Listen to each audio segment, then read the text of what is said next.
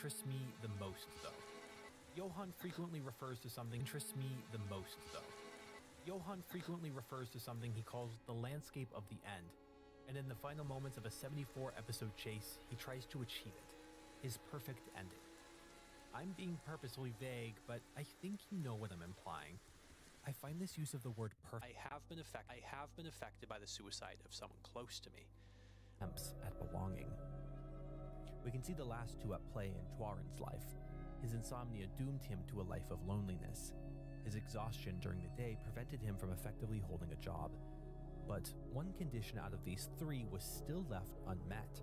I was never able to find evidence Tuaren ever acted on his self-destructive desires. He was also still able to find fulfillment in writing his books. A book is a suicide postponed, he said.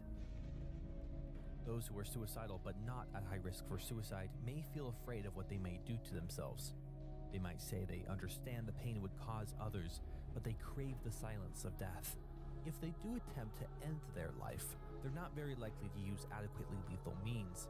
Not only are they deterred by the pain, but their consideration for the feelings of others indicates milder feelings of disconnection. The difference is that those who are most at risk feel no fear. It's their most sincere belief that their death will be celebrated. Nobody wants to die, but these individuals believe their loved ones want them dead. They've practiced dying, and in their practice beaten back their instinct for self-preservation. They equate death with a peace and beauty that no one but them will ever truly understand. Joyner writes that the idea of death is life-giving to them. A recent study announced that 60% of men who took their own life did not have a diagnosed mental illness. This can be explained through Joyner's model.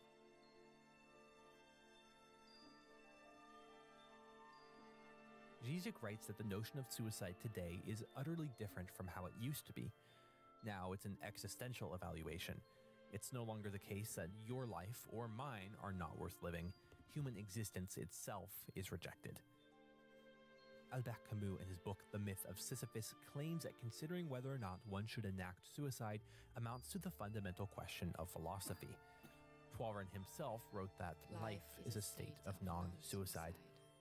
But true suicidal thoughts are not reached through logic.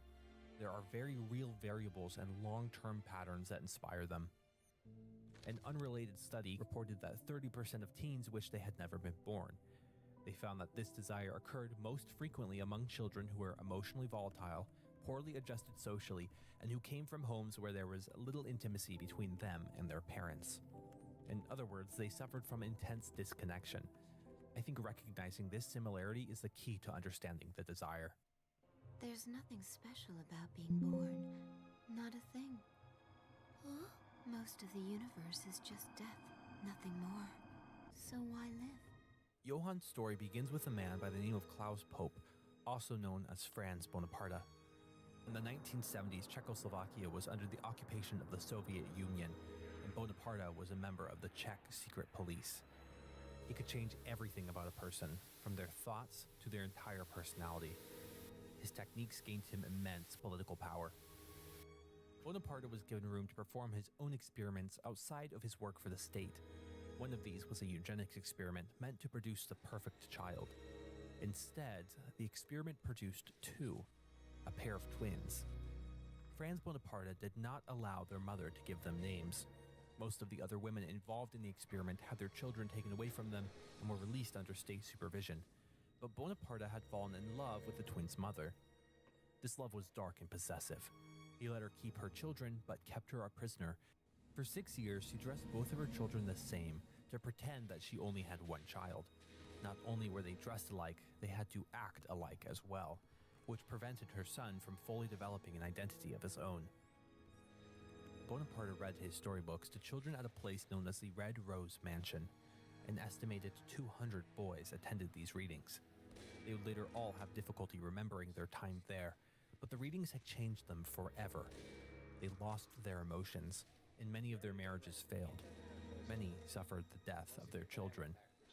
The book's nihilistic narratives were dangerous, and they were preached like the Bible itself. One day, he came for one of the perfect twins. It was left to their mother to choose who would be taken from her. She hesitated, offered her son, right before yanking him back and throwing his sister to Bonaparte instead. His mother's indecision would haunt the boy for the rest of his life. Could she even tell the twins apart? Who didn't she need?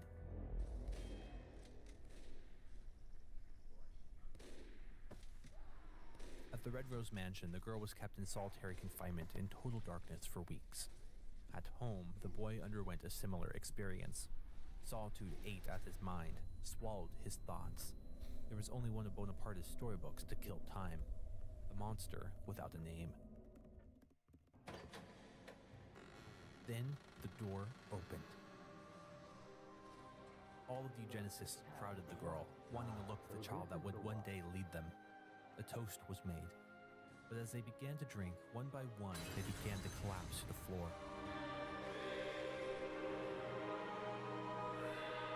Bonaparte watched from the back of the room with an expression of total apathy. This was his penance, his apology. He knelt and told the girl to run away to a place as far as she could find. Human beings can become anything, he said. You are both beautiful jewels. That is why you must never become monsters.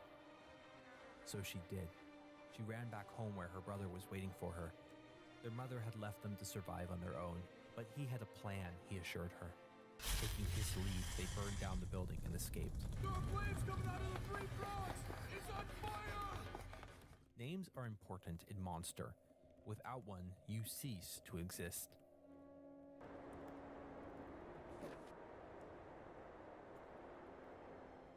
A German general found the boy and his sister unconscious and barely alive at the East German-Czech border. Their stomachs empty, half frozen, clutching dirt. Neither of them had names. He separated them, sending the boy to a state-run facility. Its program was based on the theories of Franz Bonaparte. Once the boy had somewhat recovered, he asked him how he felt. "You will know soon enough," he had said, with an air of prophecy. Then that boy grew into a man, and that man murdered everyone the general loved. There was no one left to call him by his name, so he ceased to exist. Then, as his life drained out of him, he